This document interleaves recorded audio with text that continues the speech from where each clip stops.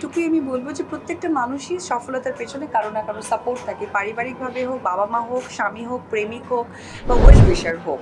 So যখন যে সেই সাপোর্টটা দিবে বা তার কারণে যদি একদিনও আমি উপকৃত হয়ে থাকি, তাহলে সেটাকে আমি অবশ্যই সাধুবাদের সাথে সব সময় প্রেজেন্ট করে যাবো।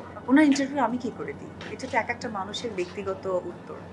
এখন আমি তো আপনার মনের কথা বলতে পারি না। একটি মেয়ে সফল হওয়ার পেছনে একটি পুরুষের অনেক অবদান থাকে, তার ব্যতিক্রম আমি নই। আজকে আমার উপবিশ্বাস নামের পেছনে ঠিক একটা সময় সে আমার পুরুষ হিসেবে ছিল আমার জীবনে, আজকে কিন্তু আমার সন্তানের বাবা হিসেবে আমাকে সেই সাপোর্টটা দিয়েছে।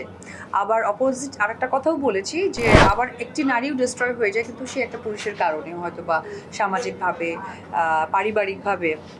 তো সেই জায়গা থেকে আমার কাছে মনে হয় যে পৃথিবীতে আল্লাহ তাআলা প্রত্যেকটা জিনিসই প্রেজেন্টেশন রেখেছে, ভালো এবং মন্দের। কিন্তু আমার স্পেসিফিক যদি বলে, যেহেতু আমার সাইড থেকে আমি সবসময় তার পজিটিভ সাপোর্টটা পেয়েছি, সো এটাই আমার কাছে আসলে এই বিষয়টা নিয়ে যেহেতু আমি পজিটিভ ওয়েতে দেখি, সুতরাং যারা নেগেটিভ দেখে সেই জ্ঞান বা সেই ধারণাটা আমার